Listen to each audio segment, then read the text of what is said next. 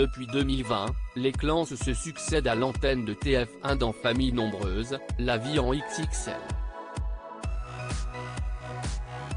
Ces tribus atypiques racontent ainsi leur quotidien hors norme devant des caméras qui les suivent tout au long de leur journée. Parmi les premières familles à s'être illustrées dans le docu-réalité, les Pélissard, les Gaïa ou encore les Beaufour. Ophélie et Teddy sont à la tête d'une tribu de 6 enfants, et ils n'auront jamais un de plus. Auprès de Jordan Deluxe dans son émission L'Instant de Luxe pour Télé Loisirs, le père explique pourquoi. Les Beaufour se présentaient comme une famille zéro déchet. Ils ont fait les beaux jours de l'émission durant toute la première saison et une partie de la deuxième avant de finalement quitter le programme.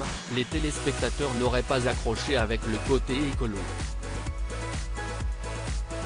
Sur les réseaux sociaux, ils continuent de partager leur quotidien de tribu XXL. Je ne voulais pas faire autant d'enfants à la base. Mais j'en voulais 4. C'était un chiffre comme ça et on a fait des enfants au fur et à mesure, selon nos envies, déclare Teddy Beaufour à Jordan Deluxe. Puis, le couple prend une grande décision à un moment donné. On a décidé il y a 2-3 ans que je fasse une vasectomie parce qu'on avait dit qu'on s'arrêtait à 6 enfants, indique-t-il. Ce choix s'est rapidement révélé être une erreur pour Teddy et Ophélie. Au bout d'1 an, on a regretté. Si est-il la plus grosse erreur de notre vie, confie le père, ému, qui indique avoir été stérilisé car sa chair et tendre ne pouvait pas prendre de moyens de contraception. Face à cette fatalité de ne plus pouvoir avoir d'enfants de par leur propre choix, le couple a souffert.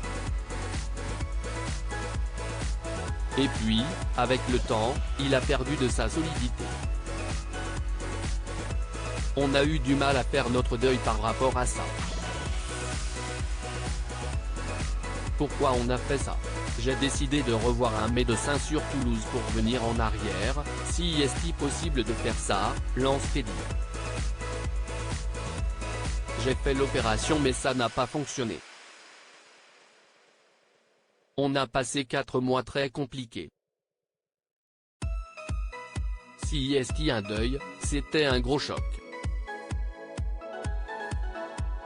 Aujourd'hui, le couple ne ferme pas la porte à l'arrivée d'un 7e bébé à la maison, par un autre biais peut-être.